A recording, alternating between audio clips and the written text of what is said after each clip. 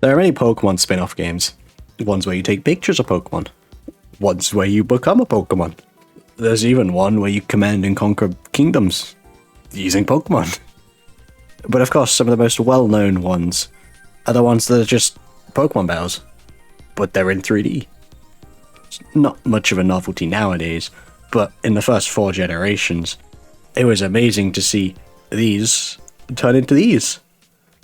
So I want to go back and play one of these, but put a bit of a twist on it to make it interesting. Pokemon Battle Revolution is a game where the only gameplay is battles. There is nothing in between apart from going through some menus. So with that in mind, I thought a Nuzlocke would be way quicker. We don't have to go in between rounds, we don't have to do any story, we just go in, battle Pokemon. There was, of course, forgetting about the part where you don't choose anything about the Pokemon, you don't gain levels, you don't learn moves, you don't even evolve. But, yeah, it don't matter, we can still probably get through it. Oh, and also, everything was random. The moves, the Pokemon, the abilities, it was pretty much all up to fate. Surely, with my excellent battling skill, this would be an easy run. Let's quickly run down how this game works. There's gotta be some of you out there who don't even know this game exists. It's, on the Wii. Kind of forgotten. Pokemon Battle Revolution is Generation 4's 3D battling game, following in the footsteps of Stadium and Colosseum for Gen 1, 2, and 3. However, unlike Colosseum and Gale of Darkness, the ones before it, there's no catching Pokemon, but instead you unlock rental passes throughout the game.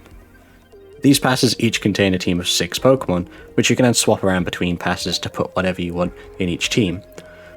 Or, alternatively, if you weren't like me as a kid and could actually figure it out, you could connect your DS and copy all your Pokemon from Diamond, Pearl, Platinum, Heart Gold, or Soul Silver into Battle Revolution and use them.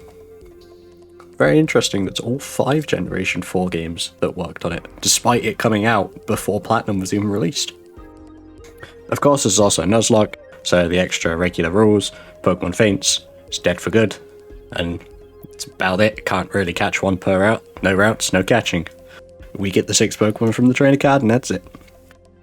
Each Colosseum also comes with its own special rule set, so I'll explain them when I get through to each Colosseum. After choosing our name and getting a brief explanation from Anna here at the front desk, I got offered 2 rental passes. Remember, these Pokemon cannot change. Once we choose them, that's what we're stuck with. Moves, abilities, levels, they all stay the same, and we can't evolve them. I've got the choice between Nate's Pass, with Chatot, Clefairy, Solrock, Loudred, Psyduck, and Primeape, or Cindy's Pass, with Porygon 2, Farfetch'd, Marill, Electabuzz, Metagross, and Fione. All of these Pokemon have random movesets and abilities, and the game doesn't let you check the Pokemon beforehand, so I went with Cindy and hoped Metagross didn't have Truant and Splash. I'll be able to unlock Nate's Pass by winning through the first Colosseum with it, so they're not lost forever at least. In fact, the first thing I do is go straight to the Gateway Colosseum and try to win Nate's Pass. In hindsight, I should have done this to begin with, so I could have Cindy's stronger pass to get through the first Colosseum. But I did not, so we gotta hope Solrock and Primeape can pull through. Now we finally get the chance to check the team, we can see what we have here. We got Download Belly Drum Chatot, which doesn't have a physical move. Maybe Clefairy could be good. Oh, at least Solrock will pull through. It's pure power and 2 physical moves. I mean, it's a Solrock, but double attack. We even got Guillotine on them. Loudred has a good setup with Technician and Bone Rush, but it is stuck with the stats of a Loudred. Psyduck has a stab move with Brine, but Psyduck.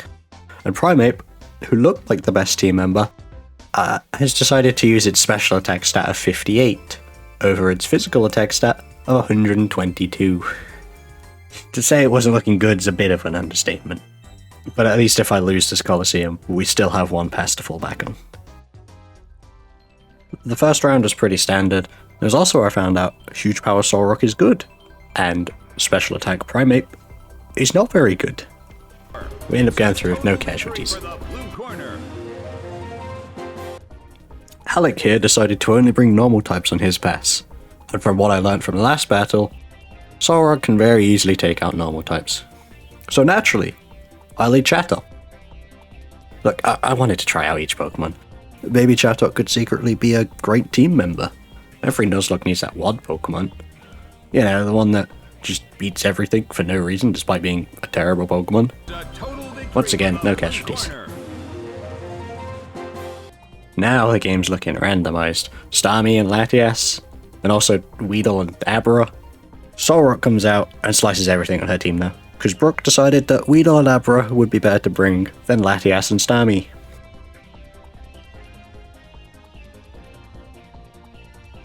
It seems 4 rounds in, and we've hit the first roadblock. They got Rhyperior and Gyarados, which are 2 massive threats to my team, especially if the game gave them step moves, unlike poor Solrock here. I bring my strongest team, Solrock, Primeape, and Psyduck. Primeape takes down Cherubi, no problem, but to bring in Remoraid, which also happens to be weak to Primeape's single physical attack. It's looking good so far, no sign of the big threats. Until Annie brings in her final Pokemon. Is sent out.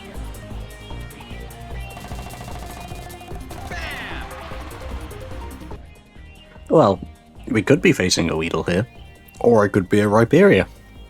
Quite the difference. Solrock easily cuts down Weedle and Cascoon. It looks like Cedric didn't really pick the right Pokemon.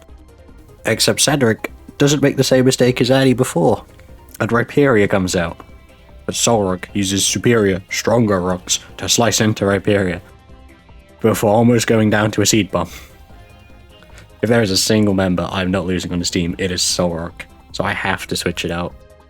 Psyduck absolutely isn't taking a Seed Bomb, so Loudred comes in, where hopefully a super effective Bone Rush boosted by Technician takes out Rhyperior. But Loudred only hits 3 times, and Rhyperior decides to hit him with a Horn Drill for no reason. Just, you know, let's just hit the one-hit KO move. Why not? Unfortunate loss for our first team member.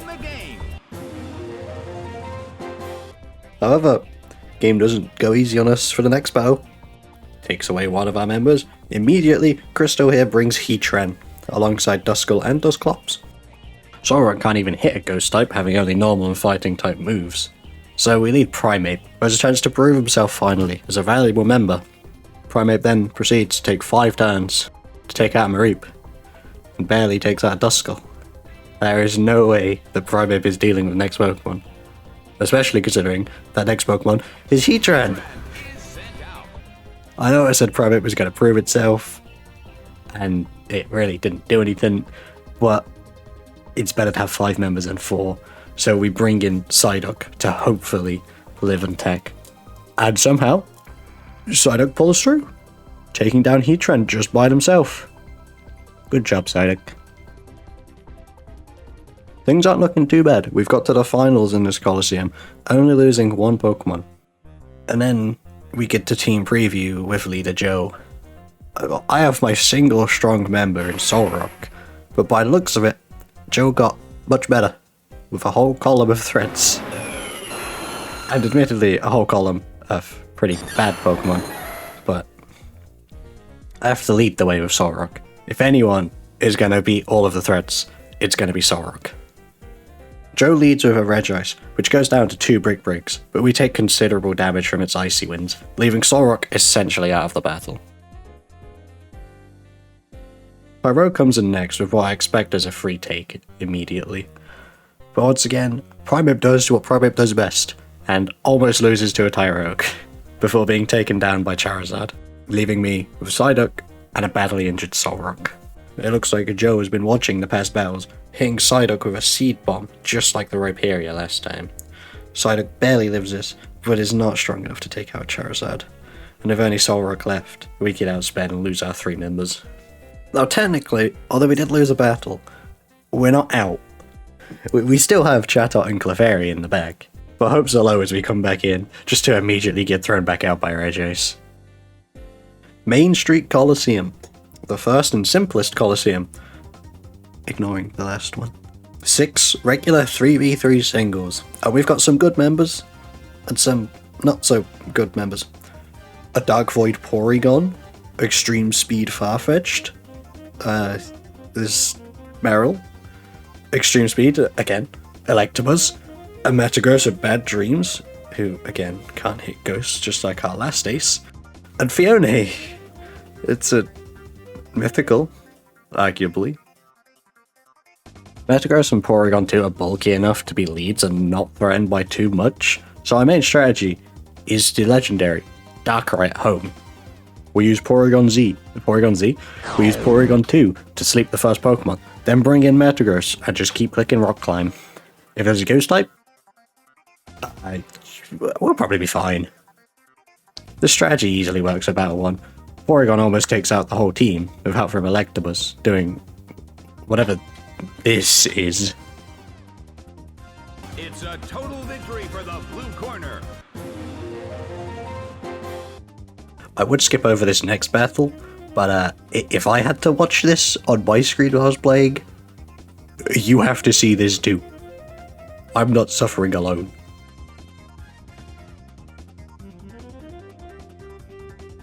It's a total victory for the blue corner.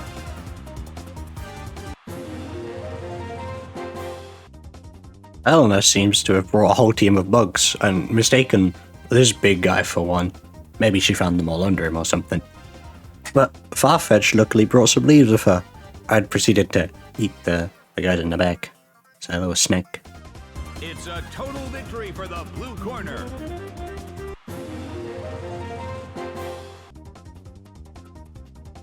Ariel, quite fittingly actually, brought a water starter with her in Swampert. If this mudfish was blessed with Stab, this could be a very, very tough battle for us. Metagross wipes the Execute and Squirtle, no problem, and then Swampert comes in, and I was fearing it coming out with its best move here. Tackle.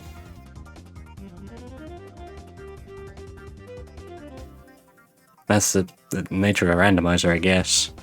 Prepare for strong Pokemon who end up having nothing, and lose to a little guy with a stupid move. It's a total victory for the blue corner.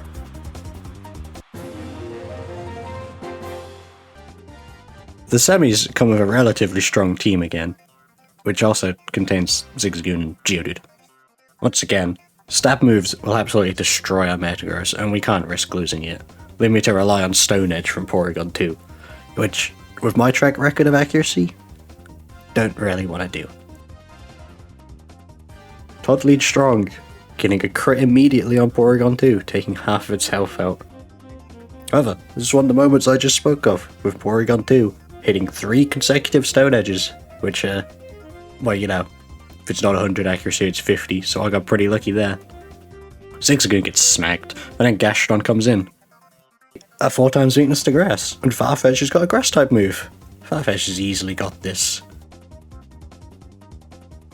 Farfetch doesn't got this. Metagross it is then. It's a total victory for the blue corner.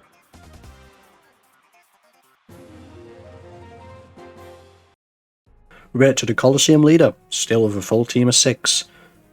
Of course, the game really has to rub it in and give Taylor a Soul Rock. If she brings it, it could be over from what we've seen, with its fighting type moves taking out our strongest members. The rest of our team looks pretty strong, but from what we've seen of the trainers in this Colosseum, they don't make the best decision. This was a textbook legendary Darkrai at home implementation.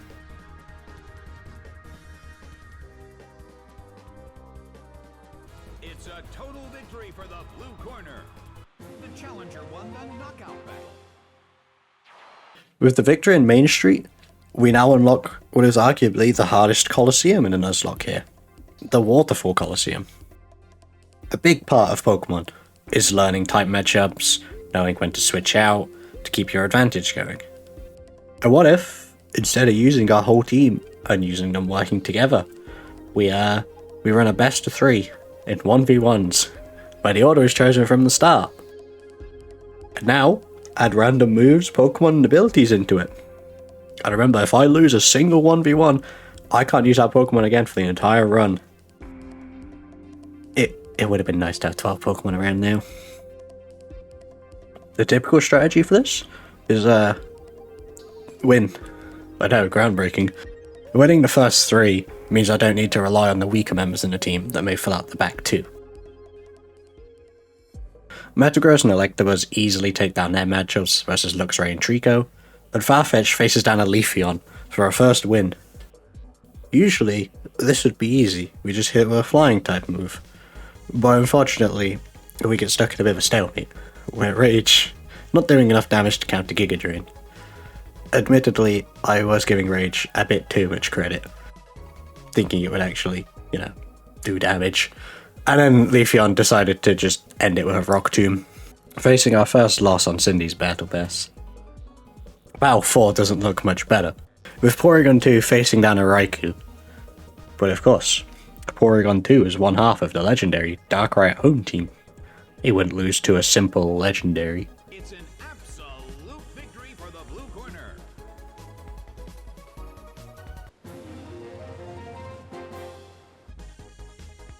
The next battle only takes 3 rounds. Metagross squishes Ariados, Fiona smacks Kricketot, and Electabuzz has a bit of a standoff with Nalmaldo. We almost lose Electabuzz to a crit in the last round, which would have left us with essentially 3 Pokemon left on the pass, because Meryl over here isn't really doing much. Desiree has 1 Pokemon that, with the power of hindsight, I need to avoid at all costs. Which Pokemon should I avoid? Well, that's for you to find out. You gotta keep watch time up. Luckily, she didn't end up bringing it in the first 3, and we move on with an easy 3-0.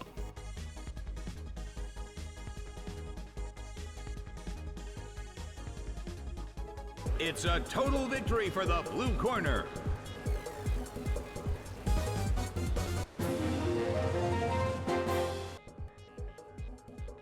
This next trainer also has the aforementioned Pokemon we need to avoid, so let's hope they also don't bring it. Their lead, Leafeon, who can't really touch Metagross, and it's an easy win there. Prinplup then comes in next versus Electabuzz, where you'd think, once again, easy matchup like Farfetch Leafeon. Sometimes though, randomizers just don't like you. Fails. Oh, are you f***ing... Oh, that's not good. Wonderguard in a regular playthrough can be annoying, and Nuzlocke even worse. But in specifically Waterfall Colosseum Pokemon Battle Revolution Randomize and Nuzlocke, it is unfortunate. We don't get to switch, Electabuzz does not have a super effective move, and I sat here for 10 minutes until Electabuzz eventually went down to a Metaclaw, which took us down to 4 members of our team left. Metagross, Porygon 2, Fiona, and Meryl. If I lose any one of these members, the run is basically over. Except for Meryl. We can lose Meryl. The quarterfinal match didn't seem too difficult, with their strongest Pokemon being Torkoal and Machoke, which teams should be able to deal with. We need Metagross as always, followed by Fiona and Porygon 2 to hopefully take a quick 3-0 to get through this. Things are already looking up, when Metagross's round being against a Growlithe, so we should be pretty safe here. But, as I'm sure anyone who's played a randomizer knows, you can never get complacent. This game will always surprise you when you least expect it. No! Fissure opens an abyss of destruction. Taken out already.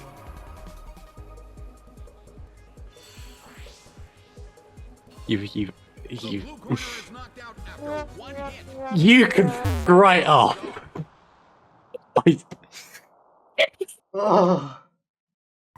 And with that 30% accurate move, the run's over. Fiona and Porygon 2 can pull through their fights, but there is no way Maro was winning in any fight with only Bite and Astonish. For what it's worth though, Meryl, you did try your best. And that was my experience of randomizing Battle Revolution. I knew going into it that this would be incredibly challenging, with a lack of flexibility in Pokemon regularly, and now they're all completely random. Alongside knowing that you get access to 12 Pokemon to win the 1v1 Colosseum, which is just unfortunate. I imagine it's a run killer for a lot of people who tried it, but well, it's not that many people who have tried it. The amount of one-hit KO moves that we saw was far too high for me to be comfortable as well. already seeing 3 of them in, like, the 3 colosseums we did. But it was fun using these Pokemon with their very, very odd sets. I'd even find some strong members that you'd never use, as Nuzlocks always make you do. I've got a newfound appreciation for Solrock. And, well, that's about it, because Metagross and Porygon 2 are already pretty cool Pokemon. If you weren't like me as a kid and actually figured out how to use it, you can connect your God damn it, I was doing so well. Prepare.